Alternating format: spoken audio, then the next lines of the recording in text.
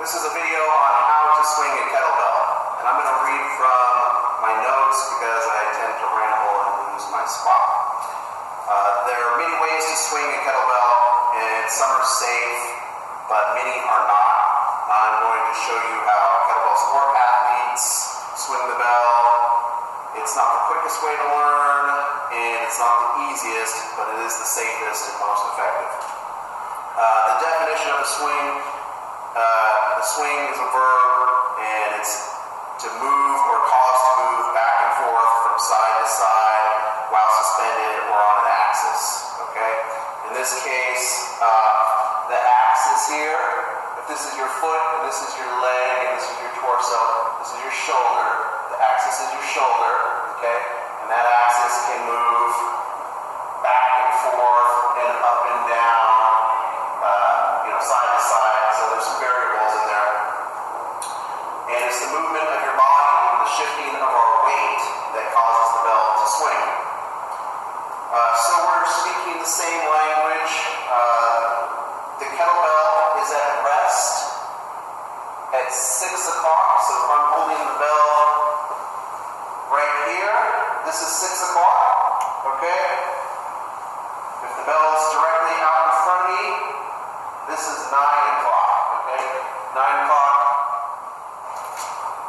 12 o'clock, all right? 5 o'clock, 7 o'clock.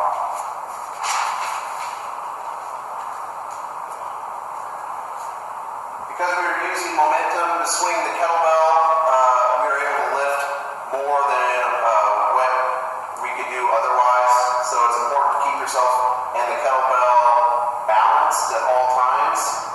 This means you will have to move your center of mass in direct opposition of the mass of the kettlebell. So, to illustrate, if I'm going to swing the bell, here's my foot, here's my leg. If I'm swinging that bell to say 7 o'clock here, I'm going to have to move my body back to 1 o'clock in direct opposition of that kettlebell in order to balance that. Here's our original center of mass, straight up the middle, and now we've had to shift things. If, for example, I swing that bell out to 7 o'clock again, but I get on the same side,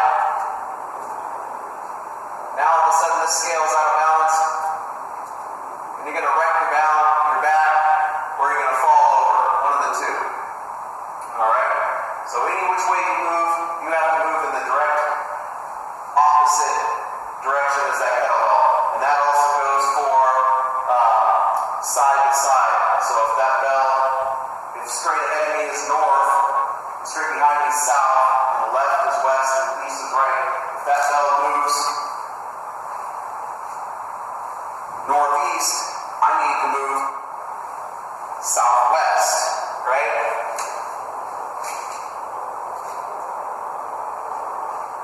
So if I'm looking down at my head, here's my head. This is north. This is south.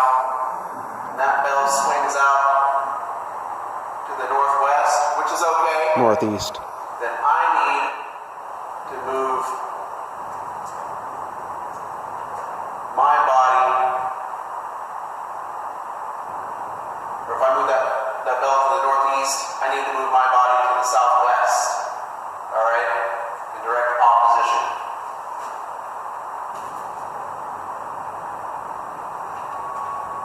So, let's start swinging. Start by holding the bell in your non-dominant hand. Stand up tall. And you're just going to shift your body weight back and forth in opposition of the kettlebell.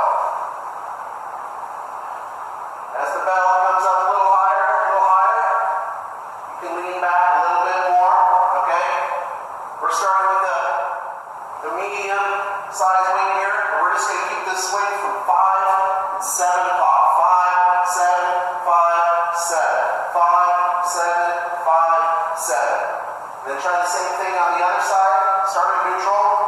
Find that equilibrium. About 30 seconds per side is fine.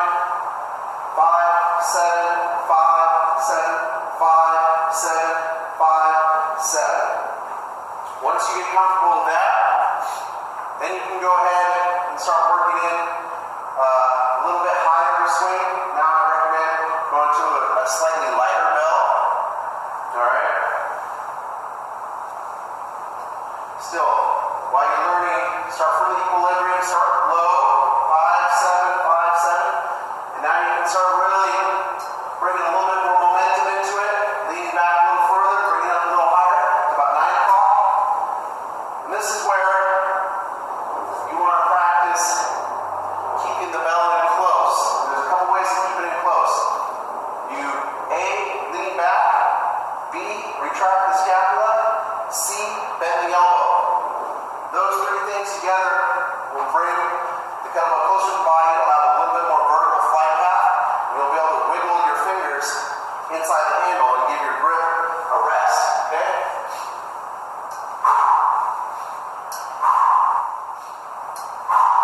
Okay, you can practice taking your hand off the bell, catching it softly. Practice the same thing on the other side.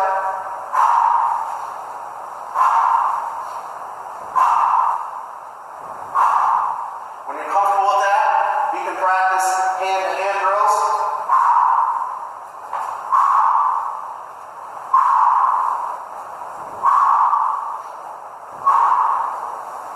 Just always make sure that your weight is directly opposite of the kettlebell's weight, and you should be able to absorb that weight with your legs, alright, and transition it into a swing without tearing yourself up.